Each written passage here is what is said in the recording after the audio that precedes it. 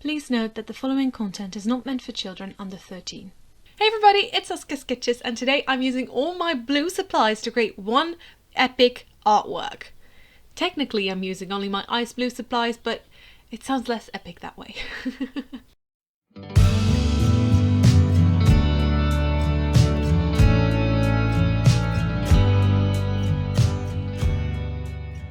So this was actually a weekly challenge from the WD Creators Discord group made by Harry the Creator. We were supposed to draw a monochromatic artwork. So I immediately thought of all the videos that I'd seen Drawing with Waffles do, where she just picks all her supplies in one colour and uses them all to make a really cool artwork, and I thought that was super fun. So I thought, oh, I want to draw Sivith because I've been wanting to draw Sivith ever since I saw the film Dragonheart 5, and I will get into my feelings on that later on, but I really did like her, so I wanted to draw her. And I wanted to draw her in I was thinking about maybe using my purple supplies and my blue supplies, and I looked up more references and I thought she was more blue than purple, so I opted to go with all my blue supplies. But then I grabbed all my blue markers and I put them next to the paper, and I noticed that I had far too many. So I opted to then just go with all my ice blue supplies. You know, so the ones that look a little more, the ones that are a little more on the turquoisey side. And I really do feel like that was a good decision to make. Otherwise, it would have taken ages to incorporate every single art supply that I have, which, I mean, it's a little bit less of a challenge that way, but it was still quite challenging to incorporate all those supplies. Another rule that I set for myself was that I wasn't allowed to use the supplies that I've previously used. So if I grabbed the marker, used it, and then put it away, I couldn't pick it up again and use it in the piece. So that is to add just a little bit extra of a challenge to it, and also to keep everything organized. So I wouldn't have to put everything back in its place after I finished a drawing. I could just put it back as I went. And I've really found it quite overwhelming to, especially in the beginning. I was like, oh, but there are so many supplies, how am I going to use them all, and which things should go on top of which, and that was really difficult. So the first thing that I did wasn't actually sketch the dragon out. I first organized all the supplies in the order that I wanted to use them in. So I put the markers first, and then the watercolors, and then the brush pens, and then the pencils, and then the final things. I feel like there was a paint pen and some highlighters or something.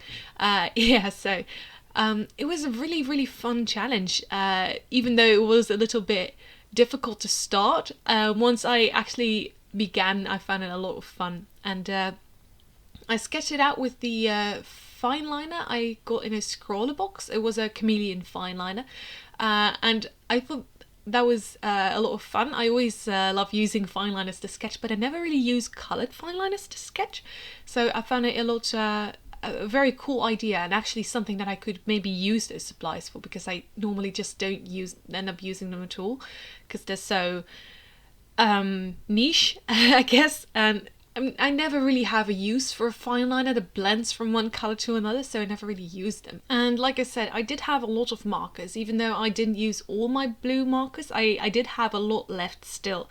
So I thought, okay, I'll just use each set of markers for a different purpose. So I had the Copic markers for the horns, or like the Copic classic markers, and then the I feel like the Ohuhu markers, or the twin markers for the scales on the belly, and then the pro markers for her scales and everything. And I also did notice that I had a few markers that were dead, so unfortunately there was one that I used for the body, but it didn't really matter too much because I went over with so many other markers anyway. I just used that one for a tone layer or a base layer, and I did a lot of stippling because I love using stippling when I'm drawing a dragon or a reptile, because it gives that look of scale. So I went over with a lighter marker over the darker skin, and I found that it always gives such a cool effect. And then I went over with the more Copic markers, and also the blue turquoise shades marker from the previous video, the one that I got in a scroller box as well, and I really like how those blend together, as I said back then as well. And after I used some of the markers, I was really starting to have fun with it, because like I mentioned in the beginning, I was starting out kind of nervous about this, which I always found really funny because I never get nervous about artwork, but sometimes there's this, like, I don't know what it is, but I get yeah, nervous, I guess. Fear of the blank page. I never ever have that, except in some tiny percentage of the circumstances. And I'm like, what? Why is this happening? I never have this. What is this? It's like sometimes when I start a new sketchbook or when I have a large piece of paper and I just get like, I don't know what it is. And I don't know why, because I can start sketching and drawing on something as big as a wall without having a second thought about it. But it's just, you know, it's odd. Sometimes it happens. So that was there, I guess. And after I got down some of the more darker markers as well, I was really starting to enjoy it, because I was a bit at a loss for contrast in the beginning, but now that I was starting to get the shading in and everything, I was starting to really enjoy it. I also recently discovered this new way of shading, or like cross hatching, I guess. Maybe it's not really cross hatching, maybe hatching, but I really enjoy it. I just make some crisscrossy lines and I think that it looks so dope. I really love it. I've been incorporating that in a ton of my sketches and I'm having so much fun with it, because I feel like it just gives that a much more dynamic look than just shading everything in the same direction. I don't know why, it's really fun.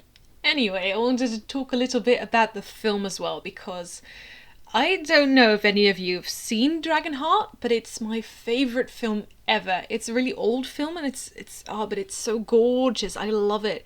And the story is great, the characters are amazing, and the visuals are awesome, especially for that time period. The CGI is incredible, and it's my favourite film ever. I just feel like it's almost flawless, and I love stories and storytelling. I don't know if any of you know, but I've written 4 books. I've written like small comics and manga and whatever. And like a ton of books on Wattpad as well. I love writing and I love analysing stories. And maybe if you watch some of my super old videos, you'll have noticed that I wanted to do film reviews as well. Oh my gosh, but this film is fantastic. And then Dragonheart 2, A New Beginning, came around, and it was the most awful, horrendous thing I've ever watched. I watched it once, then I wanted to erase it from my memory for the rest of my life. It was awful. Like why give a film that does not need a sequel a sequel? Why? I hate it. I hate it so much. Like, they completely butchered the story. They forgot everything about the lore, and the characters were so bland, the acting was horrid, and oh my gosh, I really dislike it. But then Dragonheart, the franchise kind of like died down for a while, and then in 2014, 15, 16, I don't remember, Dragonheart 3 was released, and I watched it and I actually enjoyed it quite a lot back then. I recently watched it again and I really, it's not without its flaws, but I do really like Drago. Drago is the main dragon in Dragonheart 3. I dislike the story because it's bland and unoriginal. The characters, the human characters are as well, and sorry, I really needed to vent about this, but I don't really like the characters. They're just forgettable and not really well written, and I have a ton of issues with it, and I could go on for this forever and ever, but I do really like the way it looked. It had a really cool feel to it, especially the bad guy. Man, he was so forgettable and so... okay, but Drago looked awesome. Drago was dragon, loved the dragon, amazing. Then Dragonheart 4, another disgrace.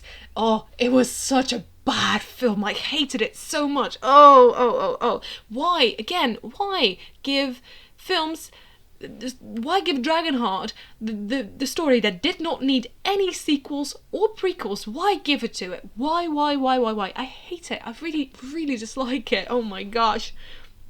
Anyway, as I said, like Dragonheart 3, it was okay. It's just, it wasn't good.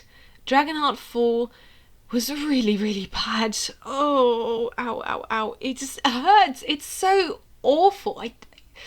And I was so scared that Dragonheart 5 was going to be the same way, but I loved it. I really loved it. And oh my gosh, like, good characters, okay? Sivir was amazing. I loved the characters. I thought they were super unique and everything, except the main villains. Those were super plain, and I definitely don't like them. I think that's definitely one of the weakest parts of the film. But I did find that I liked 80 to 95% of the film, which is a lot, which is generally a lot, especially for a Dragonheart sequel, because it's just, the one that I liked most previously was Dragonheart 3, and even that had major flaws, and the only thing that I really still like about it is Drago.